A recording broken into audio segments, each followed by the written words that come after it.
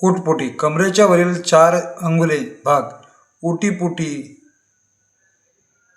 पुष्ट व मासल असेल तर मनुष्य धनवान असतो. तोच भाग गहिरा वाकडा व सूक्ष्म असेल तर मनुष्य प्राय दुःखी असतो. कटी सिंहासारखी ज्याची बारीक कटी कंबर असेल तो पुरुष राजासारखा सुखात असतो. श्वान, कोल्हा, गंधर्व, उंट या प्राण्यांच्या कठीसारखी ज्याची कठी कमर असते तो पुरुष दरिद्री असतो.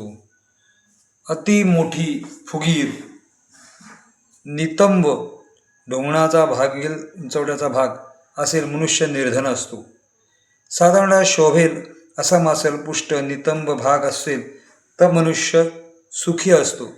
मेंढ्याच्या आकारासारखा ज्याच्या नितंब भाग असतो ते लोक राजासारखे वैभवशाली अथवा धनवान असतात. जनेंद्रिय पुरुषाचे जनेंद्रिय लहान, पातळ व काळे, नाजूक व बारीक शिरा असणे उत्तम समजतात. ज्याचे अति लांब, सूक्ष्म, मोठ्या शिरायुक्त जनेंद्रिय असेल तो मनुष्य पुरुष अथवा ज्याचे लहान व जाड जनेंद्रिय असेल तो पुरुष मंदभागी समजतात. चकाकीदार, सरळ व गोल जनेंद्रिय असेल तर तो उत्तम लक्षणयुक्त पुरुष समजते.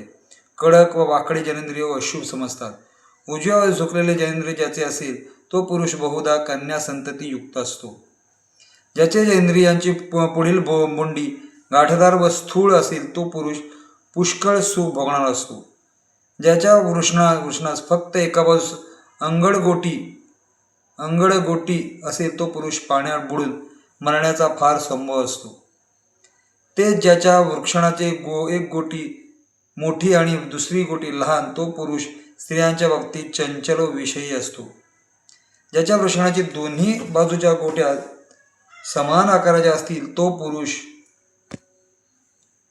राजसमान सुखी असतो. शिरयुक्त असून व खेचले गेल्यासारखे फार छोटे लहान असे वृषण ज्याचे असेल तो पुरुष अल्पायू समजतात. लांबड वृषण पुरुष दीर्घायू म्हणजे 100 वर्षापर्यंत असे आयुष्य भोगणारा असतो. मूत्रधार ज्या पुरुषाची मूत्रधार बाहेर निवांतन आवाजयुक्त होऊन बाहेर तो पुरुष सुखी असतो. विना आवाजी वाहणे निर्धनता सूचक असते. एकाच बाजूने उजवीकडे वाहणारी पुत्रदायी असते. 2, 3 व 4 भाग युक्त वृषण प्रदक्षिणावर्त मूत्रधाव हा प्रवाह ज्याचे इंद्रियाचा असेल तो पुरुष राजासारखा सुखी असतो. ज्यांची मुद्रा पसरून पडत असेल तो पुरुष प्राय धनहीन असतो. ज्याच्या रेतास फुलासारखा श्वास येत असेल तो पुरुष राजासारखा सुखी असतो. दुसऱ्या एखाद्या निरनिळ्या सुगंध येत असेल तो पुरुष मोठा धनंडे असतो. मत्स्यगंध येत असेल तो पुरुष पुत्रवान असतो. अल्पयू मनुष्यास कन्या प्रज्ञा होते. ज्याच्या वीर्याला मांसासारखे घाण येते असेल तो पुरुष मोठा भोगी असतो. वीर्यास माद्यासारखे गंध वास येत असेल तो पुरुष यज्ञकर्ता असतो. ज्याच्या वीर्यास क्षारसमगंध वास येत असेल तो पुरुष निर्धन असतो. ज्याच्या पुरुषाचे वीर्य सुगंधित असूनही पांढरे व थोडे पिवळट रंगावर असेल तो पुरुष शुभलक्षणी समजतात. स्त्री समभागाच्या वेळी ज्यास रेतसंकलन होण्यास फार वेळ लागेल तो पुरुष अल्पयू समजावा. अल्पवेळ ज्यास लागतो तो पुरुष दीर्घायू.